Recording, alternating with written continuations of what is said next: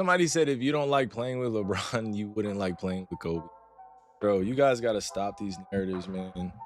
It's not that I didn't like playing with Bron, you guys. And I don't want to go into detail about it. Some of y'all comments just be so asinine. Like when I was in Cleveland and I was a young player, I had no idea Bron was going to come back. Kyrie Irving just dropped a bomb that could torch one of the biggest legacies in basketball history. And the craziest part is he did it with one single sentence. No flashy press conference, no dramatic interview, just a calm, offhand comment on a random live stream that sent the internet into total chaos. The reason why I say I would have loved to play with Kobe, because I would have loved to have started my career with, I love Cleveland, don't get me wrong. I'm appreciative of all the things that they've done for me, but at the same time, I would have loved to choose the franchise I wanted to go to.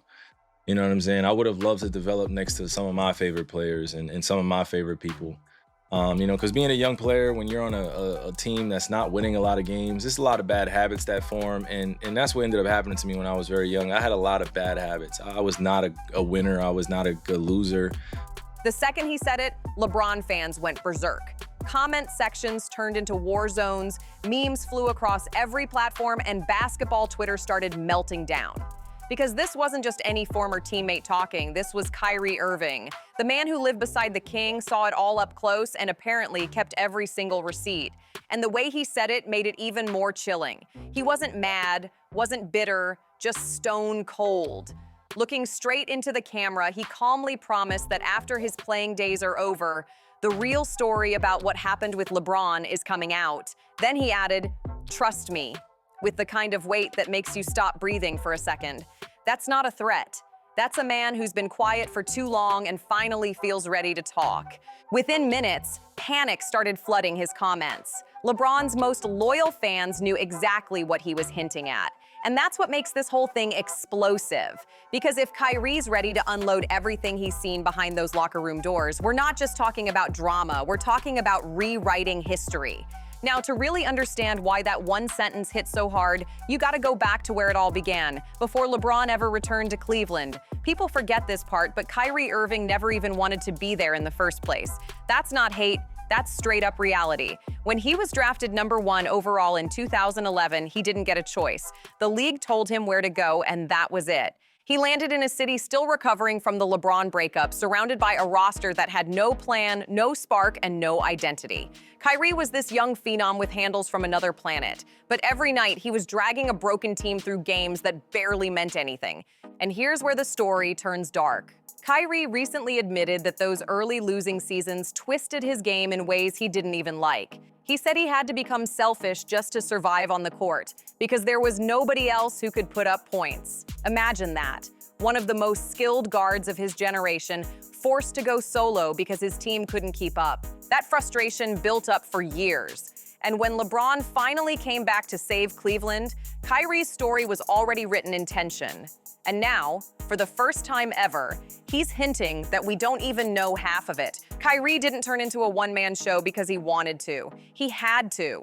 Night after night, he was the only one who could carry that broken team. And right when he finally started finding balance and stepping into real leadership, boom, everything flipped overnight.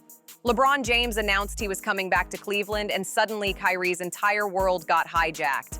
Imagine this. You're 22 years old, a young star on the rise, about to enter your 4th season, the one where most great players become the guy. You've battled through losing years, learned every hard lesson, and finally earned the right to call it your team. Then out of nowhere, the biggest name in basketball walks in and takes over everything. The spotlight, the locker room, even the story of your franchise. That's exactly what happened to Kyrie in 2014. One day he's building his own empire, the next he's just a piece in LeBron's puzzle. And what makes it wild is, Kyrie's never flat out trashed LeBron in interviews, but he keeps dropping this one line that tells you everything you need to know. He always says, playing with LeBron is a different animal. And not in a good way. It's not different like greatness. It's different like pressure, politics, and power games. Because when you're on LeBron's team, you're not being judged on your own progress anymore. You're being judged on how well you make him look, whether you fit into his system, whether you help him win. Your individuality disappears, your leadership is muted, and suddenly you're the sidekick while LeBron controls the entire narrative. That's where things got dark. Because LeBron didn't just bring his game back to Cleveland. He brought something way heavier: control, total command of the story, the locker room, and the spotlight. Now here's the part people keep missing: Pat Riley.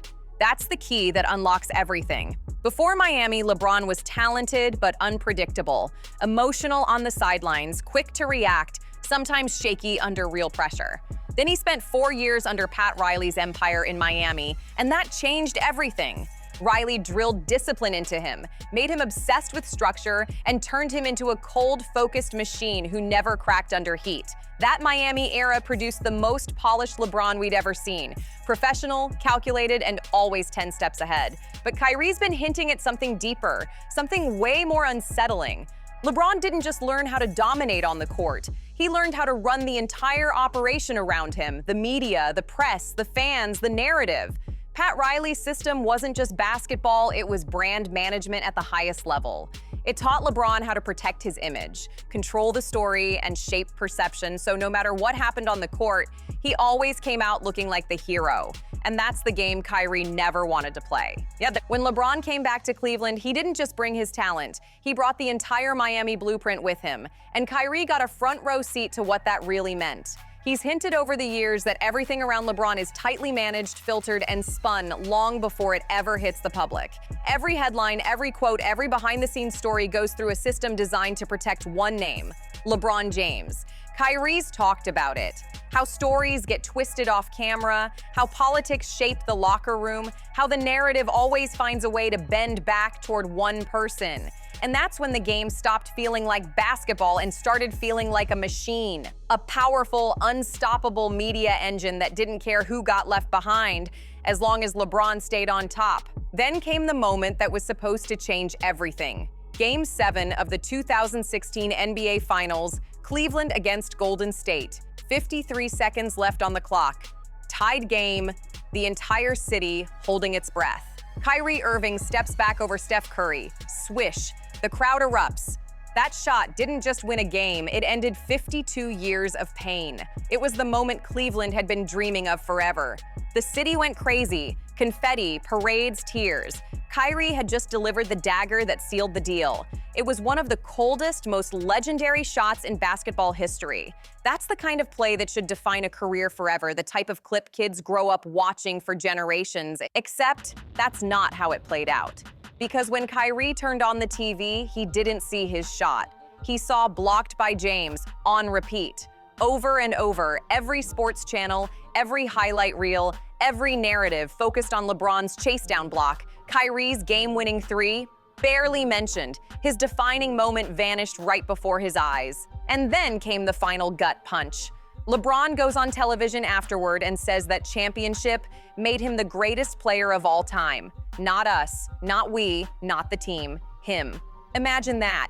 You hit the shot of a lifetime, average 27 points per game in the finals, carry the offense when it mattered most, and somehow the whole story turns into LeBron's redemption arc. It wasn't Cleveland's win anymore, it was LeBron's movie. Kyrie became a background character in his own success story. That kind of thing doesn't just sting, it leaves a mark. Because once you see how the narrative gets rewritten in real time, you can't unsee it. You realize the system isn't built to celebrate everyone. It's built to crown one man as the hero, no matter who actually made the moment happen. And it didn't stop there.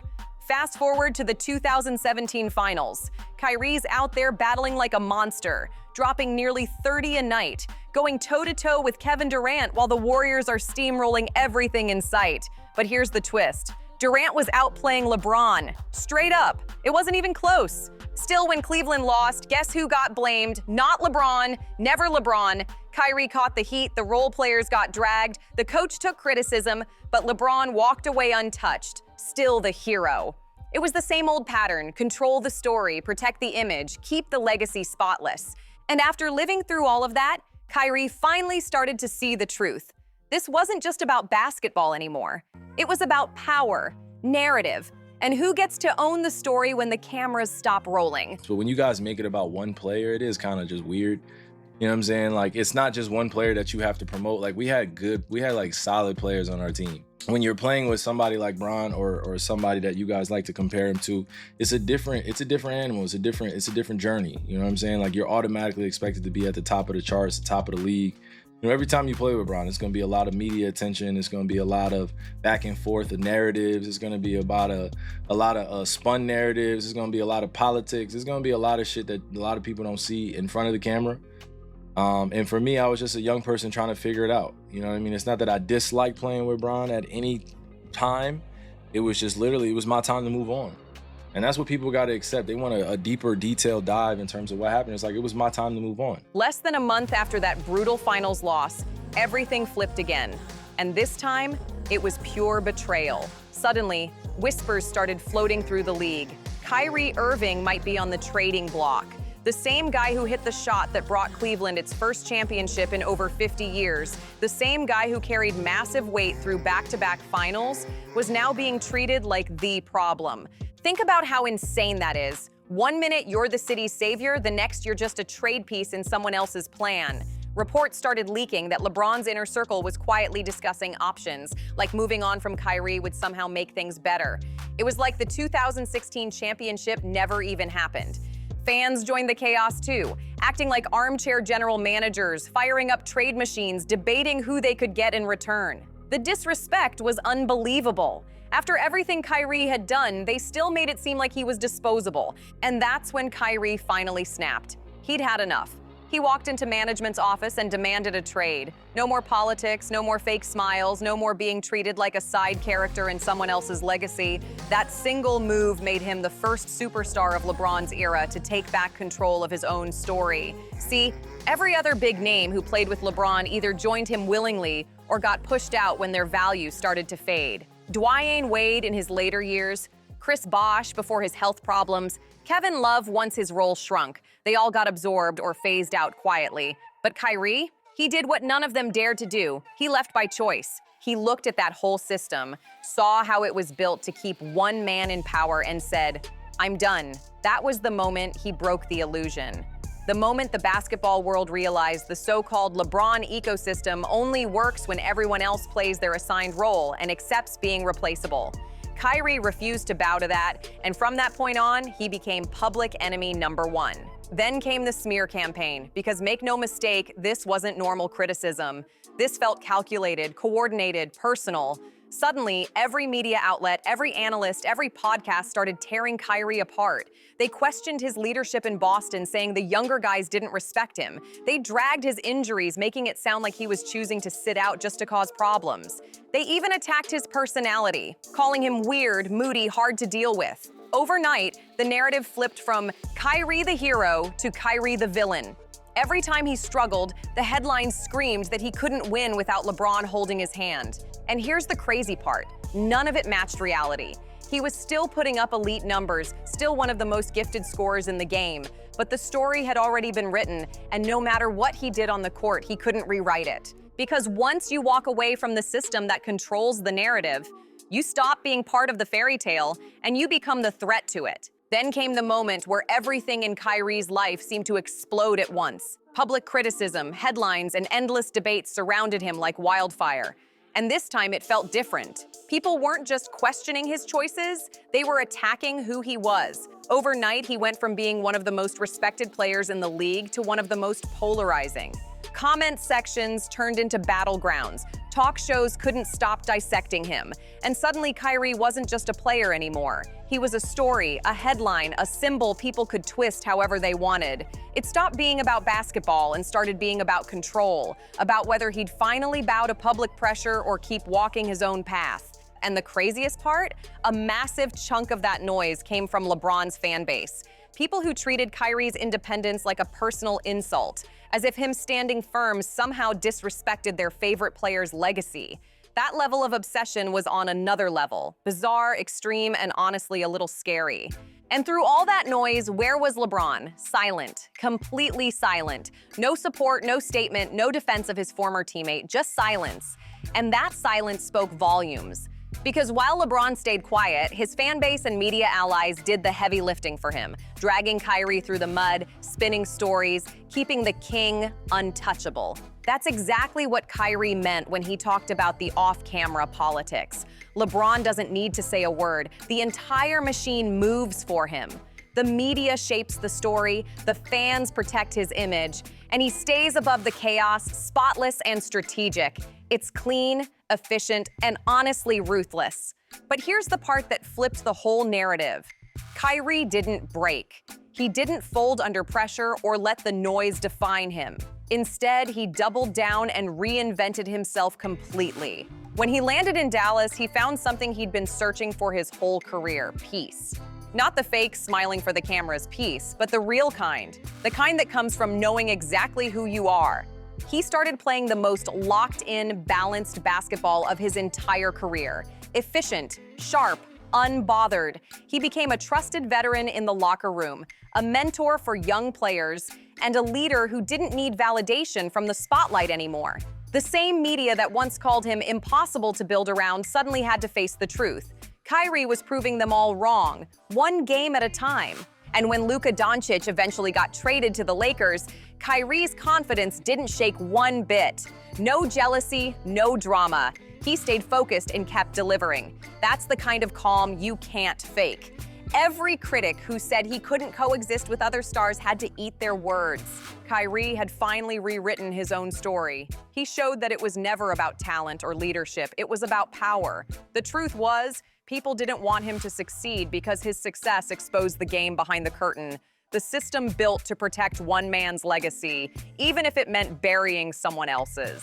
And that's why his recent livestream moment hit so hard. After everything he's endured, all the hate, the manipulation, the silence, Kyrie looked directly into the camera and made a promise that froze the internet. When I'm done playing, you guys will hear the real story.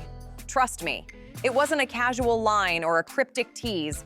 It was a declaration. The tone in his voice said everything. This man's been holding back years of truth, and he's finally ready to speak.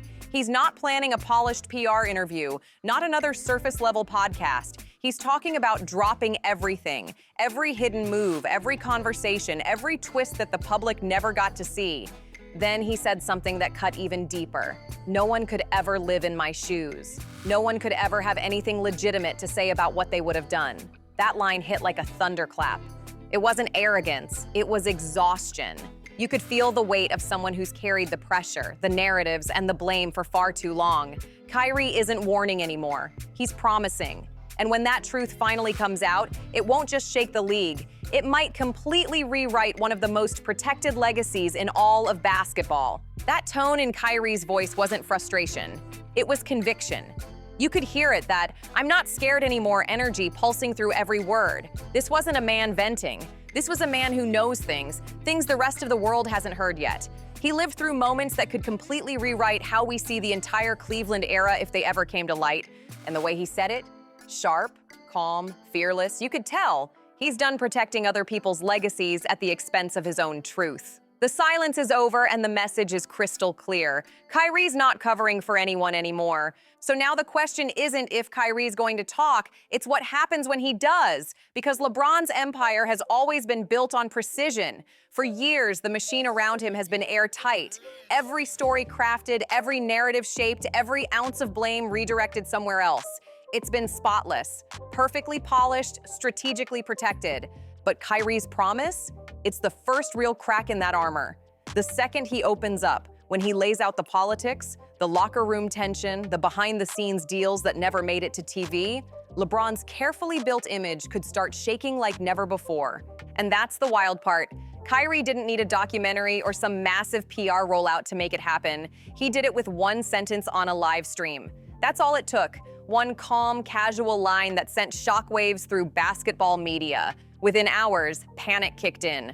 Defenders scrambled online, fans flooded comment sections, analysts tried to discredit him before he even said a word. That reaction alone tells you everything. You don't panic like that unless the truth might actually hurt. People know how dangerous Kyrie's story could be, and they're scared of what it might expose. And now, the clock's ticking. Kyrie's retirement isn't far off, and once he's free, no contracts, no PR filters, no league politics, he's finally gonna talk. And when he does, the whole basketball world will stop to listen. Because this time, it won't be speculation, it won't be gossip, it'll be truth straight from the man who lived every second of it. Kyrie Irving isn't just teasing a story, he's preparing to drop a reality check on the entire basketball industry.